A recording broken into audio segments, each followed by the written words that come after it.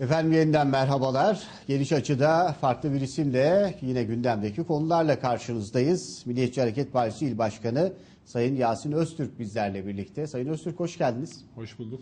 Öncelikle kolaylıklar diliyorum. Yoğun bir tempoyla çalışıyorsunuz. Son viraj artık. Evet, o koşturmacanın içerisinde bize de vakit ayırdınız. Teşekkür ediyorum. Gündemi değerlendireceğiz, konuşacağız sizlerle. Ancak öncelikle bize biraz çalışmalardan bahseder misiniz? Milliyetçi Hareket Partisi çalışmalarını nasıl yürütüyor, neler yapıyorsunuz? İl teşkilatı olarak çalışmalarımız sonuçta hafta içinde adaylarımıza bir haftalık programlarını belirliyoruz. Adaylarımız o programlar çerçevesinde ilçe ziyaretlerini, ilçeye gittiğinde de ilçe teşkilatı başkanı vasıtasıyla da o ilçedeki mahallelerimizi, esnaflarımızı, pazar yerlerini, dolaşımlarını gerçekleştiriyorlar. Bunun dışında çalışma boyutu sadece bu değil tabii ki. Seçime hazırlık, seçim gününe hazırlık yapıyoruz. Sandık görevlilerimizin eğitimleri sürekli devam ediyor. Yine o günle ilgili bina sorunlarımızla ilgili çalışmalarımız devam ediyor. Seçimle ilgili ilçe ziyaretlerinin dışında şehir merkezinde de zaten bütün pazar yerlerini gezdik. Bugün mesela organize sanayide fabrika ziyaretlerimiz söz konusuydu. Yine dışında akabinde esnaf ziyaretlerimiz devam etmekte. Belirli zamanlarda gece toplantılarımız mahalle boyutunda açık hava toplantılarımız yapılmakta. Ayın 10'unda biliyorsunuz devlet bir miting maksatlı Denizli'ye gelmişti. Çok güzel bir mitingimiz oldu. Bugünkü Kemal Bey mitinginden de son miting olarak kıyaslıyorum. Güzel olduğunu düşünüyorum. En kalabalık, en coşkulu miting Denizli'de partimizin oldu. O bağlamda bütün partilerime de burada teşekkürlerimi sunuyorum. Yine çalışma boyutunda bakarsak şöyle bir kitapçığımız sandık görevlerimiz için oluşturuldu. Bu kitapçığımızı görevli arkadaşlarımıza veriyoruz. Bunun dışında yine kendilerine bizzat o gün yaşanabilecek olan olumsuzluklarla ilgili her türlü bilgileri aktarıyoruz. Çalışmalarımız Bir taraftan propaganda çalışmaları, faaliyetleri devam ediyor. Evet. Diğer taraftan da sandık görevlilerinin hazırlanmasına dair çalışmalar yürütüyorsunuz. İlçeleri geziyoruz dediniz. Şehir merkezinde temaslarda bulunuyorsunuz. Şimdi biraz seçim beyannamesinin içeriğini açalım sizinle. Onu konuşalım. Bizimle Yürü Türkiye'de de Milliyetçi Hareket Partisi bu seçimde neden, niçin böyle bir söyleme gerek duydu? Bunun altında neler var? Niçin seçmen sizinle yürüsün? Evet. Niçin iktidarı istiyorsunuz? Öncelikle seçim beyannamemiz 236 sayfa. Şu da beyannamemizin ufak bir özeti. Yine ana başlıklar altında değerlendirirsek de şöyle konu ufak kitapçıklar haline getirdik. Bunları da görsel olarak sizlere gösterebilirim. Bunları da yakın zamanda son hafta standlar oluşturarak vatandaşımızın önüne sunmayı düşünüyoruz. Yine konu başlıkları şeklinde şöyle broşürümüz var. Bunları şu anda yaklaşık bir haftadır dağıtıyoruz. Burada öncelikle hedefimiz kısa yoldan bunu aktarılacak olursak 13 senedir toplumda oluşmuş olan bir tahribat söz konusu. Bu tahribatın giderilmesiyle ilgili bir toplumsal onarım ve huzurlu gelecek adı altında seçim beyannamemizi 5 ana başlık altında topladık.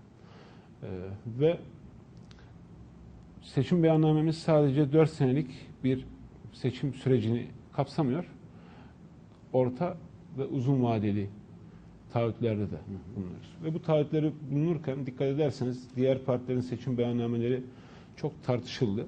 Ama bizim partimizin seçim beyannamesinin tartışılacak yanını dahi bulamadılar. Çünkü biz kaynaklarıyla beraber beyannamemizin içindeki mali külfetin kaynağının ne olduğunu da aktararak beyannamemizi açıkladık ve bu konuda çok rahatız.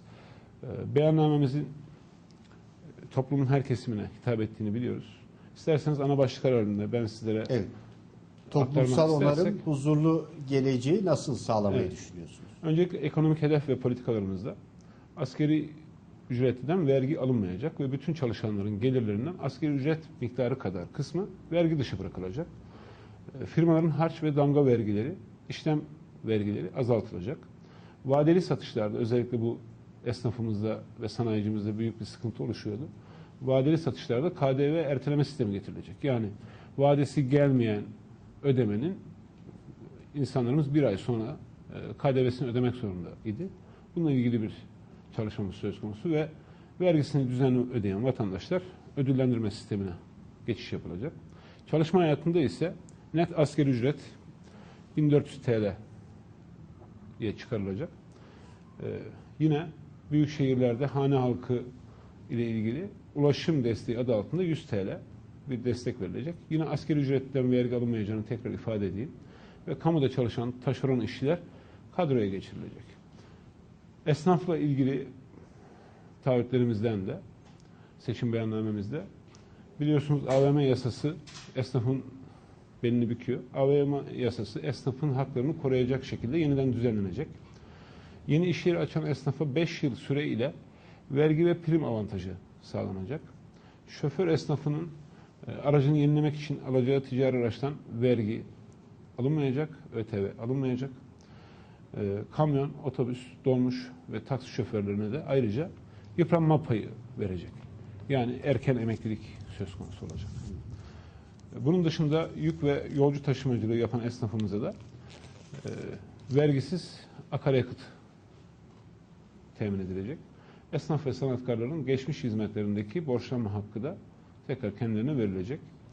Ve ayrıca esnaf ve sanatkarların emekli aylıklarındaki sosyal güvenlik destek primi kesilmeyecek. Emeklilerle ilgili ise senede 2 aylık asgari ücret tutarında emekli destek ödeneği verilecek. Bunu biraz şöyle kısa bir şekilde açarsak. Asgari ücret tutarından kastımız şu: her emeklinin maaşı bir değil biliyorsunuz. Milletvekilinin emekli maaşı, Cumhurbaşkanının emekli maaşı kastını düşündüğümüzde burada sadece asgari ücret kadar 2 aylık ödeme. Bunlar da yine dini bayramlara denk gelecek şekilde. Asgari ücretle çalışanın meblağı değil mi? En düşük ücret üzerinden bir asgari ücret yani 1400 lira prim verilecek. Evet. Maaşı yani, ne olursa olsun. Maaşı ne olursa olsun. Evet. 10 milyar emekli maaşı varsa da o rakam alacak. Evet. 700 lira emekli maaşı varsa da o rakam alacak. Evet. Asgari ücret miktarı kadar olacak. Yine emekli aylıklarındaki refah payı yükseltilecek, kesintiler kaldırılacak, aylıklar arasındaki eşitsizlik giderilecek ve banka promosyonu alabilmeleri de temin edilecek. Ve emeklilikte yaşa ve prim gün sayısına bağlı olan mağduriyetler giderilecek. Bunun dışında ana başlıklardan işsizlik ve yolsuzlukla mücadele konusu önemli. Dezavantajlı gruplar işverende prim desteği sağlanacak. Ev olmayan muhtaç ailelere 250 lira kira yardımı yapılacak. Sosyal destek alan hiçbir vatandaşımızın aldığı yardım ve destek kesilmeyecek. Bu iktidarımızda da devam edecek. Fakat farklı yerlerde olan bağlantılar tek bir ana noktaya toplanacak. Bankaların ücretli ve emeklilerin maaş hesaplarına bloke uygulamaları engellenecek. Alacakların vasfı ne olursa olsun icra ve haciz uygulamaları hiç kimsenin gelirini asgari ücretin altına düşecek şekilde uygulanamayacak. Yine muhtaç ailelere iş imkanı ya da 700 lira aile desteği sağlanacak. Ve 65 yaş aylıkları artırılarak 300 liraya yükseltilecek. Yaşlısı olana da sosyal bakım yardımı sağlanacak. Muhtaç durumdaki engelli vatandaşlarımıza ise 18 yaşını dolduran ve başkasının yardımı olmaksızın hayatını devam ettiremeyecek düzeyde engelli olan aylıklar 600 liraya, diğer engelli aylığı ve 18 yaş altı engelli aylıkları ise 400 liraya yükseltilecek. Yine muhtaç durumdaki ailelere aylık temel ihtiyaçlarını karşılamak için harcama kartı. Bu bir önceki seçim beyannamemizde de vardı. Bunun adına biz Hilal Kart diyoruz. Verilecek. Yetim ve öksüz çocuklara ayrıca aylık 100 TL ödeme belirlenecek. İlköğretim ve orta öğretime devam eden çocukların annelerine yapılan şartlı eğitim yardımı muhtaçlık durumları dikkate alınarak en düşük miktar olan 50 lira olacak şekilde artırılacak. Tarımda biliyorsunuz ayrıca taahhütlerimiz söz konusu. Çiftçinin başta mazot, gübre ve yem olmak üzere temel girdileri olan ürünlere ucuz erişimi sağlanacak. Mazot 1,75 TL olacak çiftçiye. Sulamada ve tarım işletmelerinde kullanılan elektrikten KDV alınmayacak ve çiftçilerimizin ucuz elektrik kullanmaları bu sayede sağlanacak. Yine ülkemiz için stratejik öneme sahip olan buğday, mısır, pamuk, ay çekirdeği, çeltik, fındık, incir, üzüm, kayısı, zeytin, yer fıstığı ve enerji bitkileri ürünleri özel destekleme programları geliştirilerek bu ürünlere fiyat garantisi sağlanacak. Et ve sütte yine fiyat garantisi sağlanacak. Ayrıca hayvan üreticilerinin yem ve kepek başta olmak üzere kullandıkları girdilerde KDV %1'e düşürülecek. Kadınlarla ilgili, çocuk ve aile ilgili de kadınların konumu ve aile kurumu güçlendirilecek. Girişimci kadınlara %50'si hibe olmak üzere finansman desteği sağlanacak. Şiddete maruz kalan kadınlara adli yardım desteği sağlanacak ve dava zaman aşımına uğraması artık engellenecek. Aile birliğinin korunması amacıyla çalışan eşlerin aynı il içinde görev yapmaları sağlanacak. Anne ve babaların birlikte devredilemez ebeveyn izni kullanabilmesi konusunda düzenlemeler sağlanacak. Her türlü çocuk istismarı önlenecek. Çocuğa karşı işlenen suçlarda cezalar ağırlaştırılacak ve zaman aşımı kaldırılacak. Kamu yönetim ve kamu çalışanlarıyla ilgili olan seçim beyannamesinden de bahsedecek olursak, kapatılan belde belediyeleri, özellikle bunun altını çizeyim, özel idareler ve köyler yeniden kurulacak. Yani Büyükşehir Yasası değiştirilecek, kapatılan kasaba belediyeleri tekrar belediye haline gelecek. Bu tüm Türkiye'deki taahhüdümüz. Yani sadece Denizli boyutlu bir taahhüt olmaz. Bu sonuçta genel seçim, yerel seçim değil. Buradan da hatta atıfta bulunarak söyleyeyim. Yani Denizli'ye hızlı tren gelecek diyenler, burada şu anda Denizli'nin yerel seçimi yapılmıyor. Denizli'ye hızlı tren gelecekse bunun taahhüdü kendi partilerinin seçim beyannamelerinde bulunması gerekirdi. Ben beyannamelerini okuduğumda böyle bir şey görmedim. Buradan vatandaşımızın algısı değiştiriliyor. Bunu da ifade etmek istiyorum. Kamuda çalışan taşeronlar, 4C'liler, sözleşmeli veya geçici statüde çalışan mevcut işçilerimiz hepsi kademeli olarak kadroya geçirilecek. Kamu işçilerine naklen atanabilme imkanı sağlanacak. Şube müdürlerinin ek göstergesi 3000 olacak. Ek ödemeler emekli aylığına yansıyacak. Emekli ikramiyesine yıl sınırı kalkacak. Yine köy ve mahalle muhtarlarının maaşları, yerleşim birimlerinin idari yapısı ve nüfusu gibi kriterler dikkate alınarak en az asgari ücret kadar olmak üzere kademeli olarak yükseltilecek. Ayrıca yine köy ve mahallelerdeki ihtiyar heyeti üyelerine her ay 150 lira huzur hakkı ödemesi yapılacak. Özel güvenlik ve güvenlik birimlerimizin yine güvenlik çalışanlarına ilgili taahhütlerimizde, seçim beyannamemizde polislerin ek göstergesi 3600'e yükseltilecek. Özel güvenlik görevlileri en az 2100 lira ücret aylık alacak.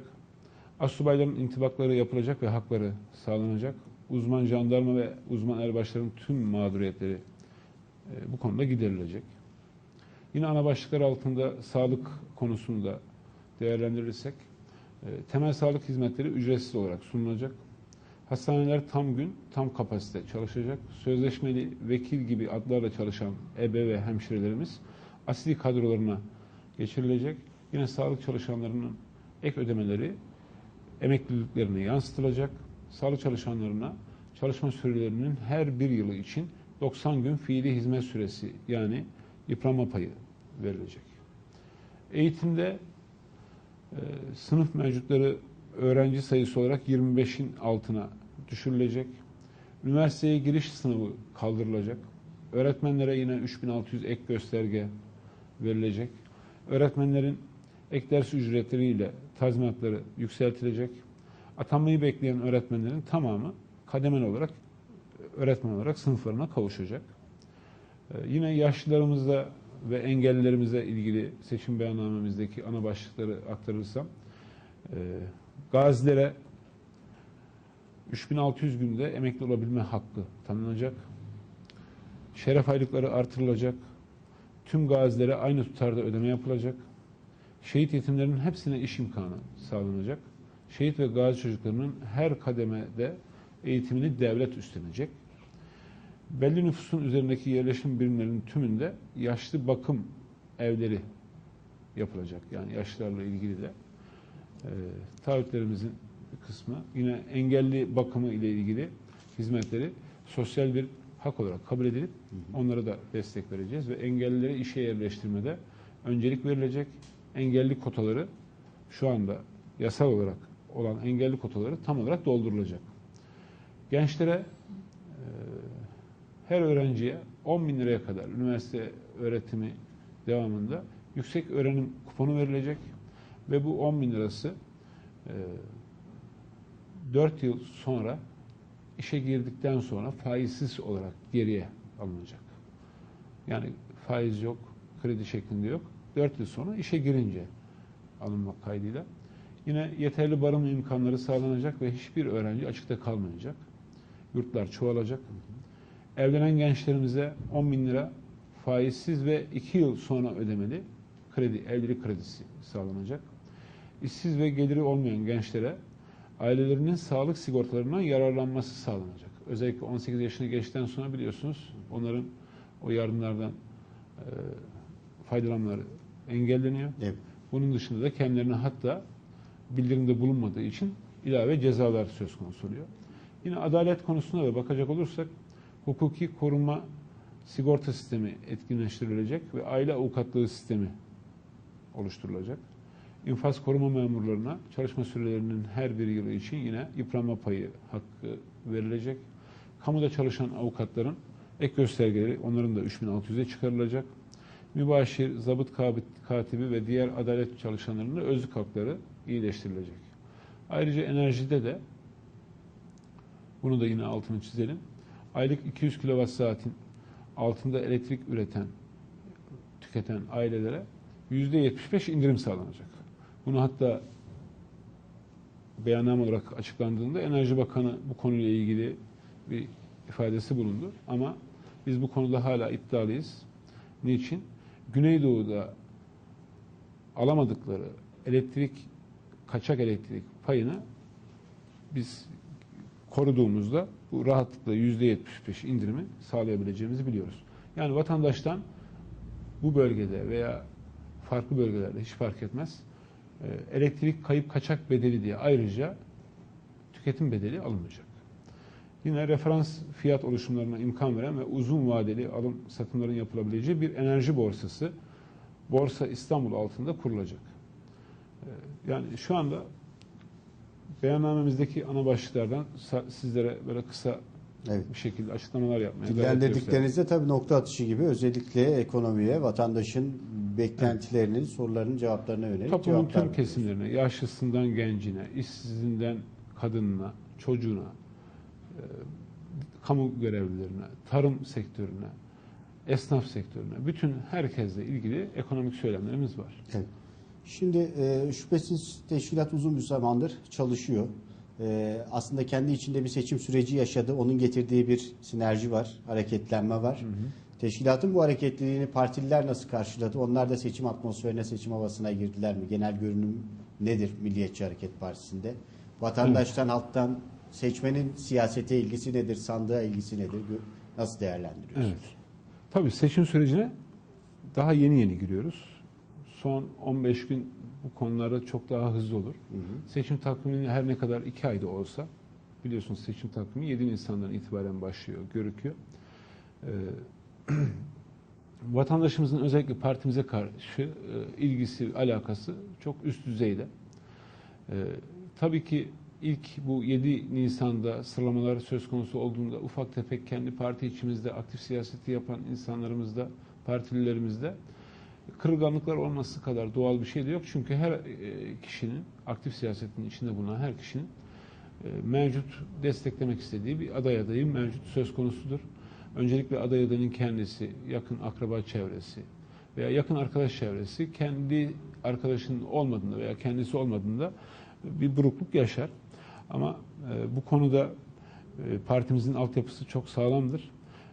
Ve bu konuyla ilgili özellikle mitingden sonra partimizde heyecan had safhaya ulaşmıştır. Yani hepimiz seçimleri dört gözle bekliyoruz. Hepimiz bu konuda çok azimliyiz ve her partinin partimizin en yüksek oy alabilmesi için canlı başla gayret sarf ediyor. Evet, özellikle mitingden sonra dediniz. Tabii vatandaş, özellikle Milliyetçi Hareket Partililer merak ediyorlardır. Siz il başkanı olarak o günkü kalabalığı bekliyor muydunuz? Çalışmaları yakından takip ediyordunuz ama. Ben açıkçası şöyle bekliyordum. Niçin bekliyordum? Çünkü miting hazırlığı yapan teşkilatın başındaki olan kişi olarak mitingle ilgili hazırlığımızı yaparken çok örgütlü çalıştık. Hı hı. Yani ilçe teşkilat başkanlarım da sağ olsun bu konuyla ilgili hazırlıklıydı. Bunun dışında mitingimizi doğru zamanda ve duyurusunu da doğru bir şekilde yapabildiğimizi düşünüyorum. Zaman doğru olunca, teşkilat doğru çalışınca, yeterince de insanlarımıza mitingimizi duyurunca yani son yılların en kalabalık mitinglerinden biri olmuş oldu Denizli'de. Ve kendi partimiz açısından da baktığımızda Denizli'deki şimdiye kadar yapmış olduğumuz en kalabalık miting oldu. Evet. Milliyetçi Hareket Partisi için gençler ayrı bir önem arz eder. Evet. Siz de genç bir il başkanısınız. Evet. Hatta gençlerin abisi düzeyinde bu teşkilatın içinde yıllarını vermiş bir isimsiniz. Gençlere yönelik söyleyeceğiniz bir şeyler var mı? Gerek çalışan kesim için, gerekse okuyan, eğitimini sürdüren kesim için. Şimdi parti genel merkezimizin zaten seçim beyannamesinde gençlerle ilgili özel bir ilgisi, alakası olduğunu biraz önceki okuduğum seçim beyannamesinin ana başlıklarında görmüşsünüzdür. Hem yüksek öğrenim döneminde hem de evlilik döneminde gençlerle ilgili güzel taahhütlerimizin olduğunu biraz önce gördünüz. Yani 10 bin liraya yakın yüksek öğrenim kredisi verilmesi, bunun işe girdikten sonra 4 sene sonra ve kredisi ödenmesi çok önemli bir taahhüttür. Yine aynı şekilde evlilikle ilgili 10 bin lira evlilik kredisi verilmesi ve bunun 2 sene sonra yine faizsiz bir şekilde geri ödenmesi güzel bir taahhüttür. Yine devam ediyorum. Bizler Milliyetçi Hareket Partisi olarak sürekli genç filizlerle büyüyen bir partiyiz. Yani gençlerimiz bizim için çok önemlidir. Parti içinde olsun, parti dışında olsun. Gençler her zaman bizim göz bebeğimizdir. Bu bağlamda gençler bizim her şeyimizdir diyebilirim. Evet. Peki 7 Haziran'daki seçim niçin önemlidir? Milliyetçi Hareket Partisi bu seçimi niçin önemsiyor? Bizimle de paylaşır mısınız? Evet. 7 Haziran seçimleri bir kere sadece Milliyetçi Hareket Partisi için değil, tüm Türkiye'deki Türk kimliğini devam etmesini isteyen her vatandaşımız için önemli. Öncelikle 7 Haziran seçimlerinde Türkiye Cumhuriyeti'nin üniter yapısı da bir noktada sorgulanacak. Çünkü kendileri de ifade ettiği gibi yeni Türkiye adı altında ne olacağı belli olmayan, aslında geriye doğru duyulan bir özlemi veya Türkiye modeli tarzı başkanlık sistemi adı altında çok şeylerin yapısı, Türkiye'nin genleri ile ilgili oynama durumu söz konusu. Ben şahsen böyle bakıyorum ve partim de bu şekilde bakıyor. Çünkü Başbakanla Cumhurbaşkanı arasındaki fark nedir diye baktığınızda şunu ifade edebilirim size. Başbakan icra makamı. Cumhurbaşkanı bu konularla ilgili sorgulanamaz bir yapısı söz konusu. Ama o da icra makamı değil. Mevcut Cumhurbaşkanı her iki konumu birden elde etmek istiyor. Hem icraatın içinde olmak istiyor hem de sorgulanmamak, yargılanmamak gibi bir durum, bir erk güce ulaşmak istiyor. Bununla beraber çözüm süreci adı altında ne ödüğü belirsiz, Türkiye'nin geleceğiyle ilgili ne olacağı anlamında çok soru işaretleri söz konusu. Bunu da vatandaşımızın bizzat hissettiğinin farkındayız. Özellikle İç Anadolu kesimlerinde, yani AKP'nin kan kaybetmesinin ana kaynağı özellikle bunun olduğunu farkındayız. Yine devam edelim. O nedenle Şuradan, özellikle galiba bu 7 Haziran'daki seçimi önemsiyorsunuz. Bu arada tabii son ki. 2 dakikamız Sayın Öztürk. Öyle mi? Evet. O zaman kısa son kısa şunlara da sözleriniz gireyim. neler olacak? Son sözlerim şudur. Şöyle ifade edeyim. Biliyorsunuz seçim döneminde siyasi partiler seçim yasalarına göre seçimlere girerler. Ve bu seçimlerde Denizli'de AKP İl Teşkilatı açıkçası sınıfta kalmıştır. Sebebi de şudur. Mevcut olan seçim kanunu sadece muhalefet partilerine geçerli değildir. Siyasi partiler kanunu ve seçim kanunu mevcut olan bütün partiler için geçerlidir. Eşit şartlar altında biz bu yarışa giriyor isek kanunu üst üste çiğnemeye devam etmekle vatandaşlarımızın çoğu görmüştür. Ana arterlerde bayrak asmanın yıllar önce yasaklandığı bir ülkemizde vurdum duymaz bir şekilde buna devam edilmesi. Yine Türk bayrağını ve dini motifleri seçim sloganlarında, propagandalarında kullanmaları, bununla ilgili gerekli bizler girişimleri yaptık biliyorsunuz. Kamuoyu da bunu takip ediyordur. Ama burada yaşanan sıkıntıları da şöyle açıkça ifade edeyim. Böyle bir itiraz sabahtan yapılıyor. Akşama kadar seçim kurulu bu konuyla ilgili karar almak durumuna geliyor. Ve seçim kurulundaki hakimler, seçim kurulundaki memurlar çok tedirgin. Biz yasanın ana maddesinin ne olduğunu bildiğimiz halde. Ki ben avukat değilim. Avukat olsam yani bu konularda daha da belki mücadele boyutunda daha da etkin olabilirdim belki ama yine de bu mücadeleyi bunlarla açıkçası yapabildiğimde sonucunda karar almasına rağmen seçim kurulunun kararı yasağın işlenmesi noktasında, yasağın uygulanması noktasında emniyet güçleri de dahil olmak üzere hep tedirgin bir şekilde aheste aheste veya yapılmaması için her türlü gerekli zorlukları da çıkartmalarına rağmen ben bu yasakları bir şekilde uygulattım. Fakat Buradan şunu mu çıkarmak gerekiyor? Yani biz yasaklara uyuyoruz. Onların uymasını bekliyoruz. Onların uymasını beklemekten ziyade hala vurdum duymaz bir şekilde iktidar benim diye mevcut olan seçim kurulundaki memurları, hakimleri, emniyet mensuplarını tedirgin eder şekilde. Çünkü bu boyutu da orada sonuçta o insanlar bu yasamaları uygulayacak olan kişiler ve çekimser kalmak durumunda kalmanın ana kaynaklarını bunu görüyorum. Yine bununla beraber bayraklar biliyorsunuz kaldırıldı ama bugün sabahtan kendim bizzat fotoğrafını çektim. Milletvekilinin ve bakanların dokunulmazlığı vardır. Ama 7 Haziran'da vatandaş Sayın Bakan'a dokunacak. Dokunulmazlık ortadan o zaman inşallah kalkacak. Onun evinin önündeki sokakta o bayraklar niye kaldırılmaz? Bunu buradan soruyorum. Her yerde kaldırılan bayrak bakanın evinin önünde niye kaldırılmaz? Bakanın kendisi dokunulmaz da bayraklar da mı oradaki bayraklar da mı dokunulmaz? Yine devam ediyorum. Mevcut eski il binaları var. Gözde Pastanesi'nin karşısında. Her yerde Türk bayrağıyla ilgili olan hızlı trenle ilgili yasağı çiğnedikleriyle ilgili karar aldırdık. Her yerde düzeltildi ama kendi il binalarının orada hala bu konuyu oradaki düzeltmeyi yapmadıklarını görüyorum. Evet. Ve bununla ilgili de 61. madde yine seçim kanunun 61. maddesi bu yasakların uygulanması ile ilgili seçim kurulunun aldığı karar vasıtasıyla kolluk güçleri, emniyet mensupları da bunu belediyelere sevk ediyor. Belediye kendi ellerine diye. Bu işlemi belediye yapacak diye. O gün o bayraklar normalde 6 saatte kaldırılacakken 2 gün boyunca itfaiye araçlarının arızalı olduğu, efendime söyleyeyim sanayide olduğu söylendi.